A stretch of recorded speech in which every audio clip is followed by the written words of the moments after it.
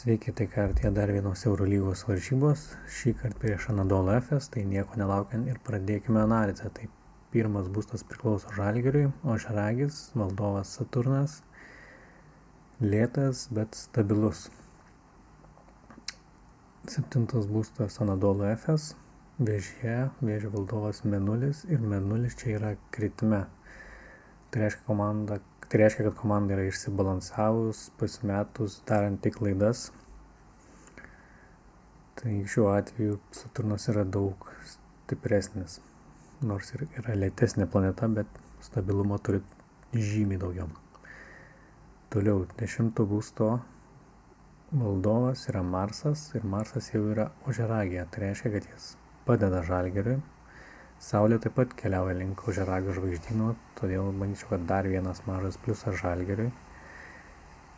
Iš pliusų Anadolu Efes turime Jupiterį 7 būste, tai tikriausiai duos komandai daugiau sėkmės, gal pataikys sunkius metimus ar kažkas panašaus.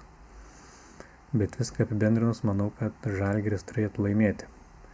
Gal ne taip lengvai ir ne taip užtikrinti, kaip daug kas galvoja, bet pergalė vis tiek turėtų atitekti jiems.